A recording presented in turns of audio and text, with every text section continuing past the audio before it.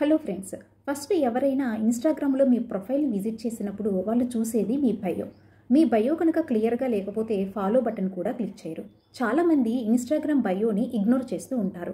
కానీ ఇన్స్టాగ్రామ్ ఆల్గరిథంకి మీ బయో అనేది ఒక సిగ్నల్ లాంటిది. చాలామంది బయోని ఒక పారాగ్రాఫ్లో చూపిస్తున్నారు, కానీ అది రాంగ్. మీ బయో అనేది it should be clear, short and catchy ఐకాన్స్తో ఉండాలి.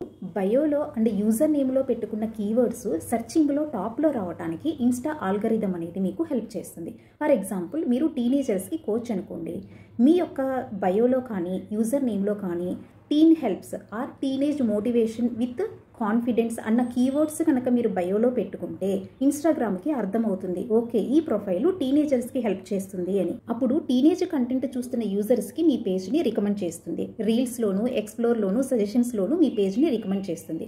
ఎవరైనా మీ ప్రొఫైల్ని విజిట్ చేసినా, క్లిక్ బటన్స్ నొక్కినా, మోర్ టైం మీ పేజ్లో స్పెండ్ చేసినా కూడా ఇన్స్టాగ్రామ్ ట్రాక్ చేస్తుంది. సో ఆల్గరిథము ఇది ఇంట్రెస్టింగ్ ప్రొఫైల్ అని తెలుసుకుని మీ కంటెంట్ రైట్ ఆడియన్స్కి చూపించడానికి హెల్ప్ చేస్తుంది అనమాట. సో మీ బయో ఇన్స్టాగ్రామ్కి ఒక ఐడెంటిటీ లాంటిది. మీ బయో క్లియర్గా ఉంటే ఇన్స్టా ఆల్గరిథం కూడా మీకు హెల్ప్ చేస్తుంది. ఫాలోవర్స్ని పెంచడం మాత్రమే కాదు, రైట్ ఆడియన్స్కి మీ పేజ్ని రికమెండ్ చేస్తుంది.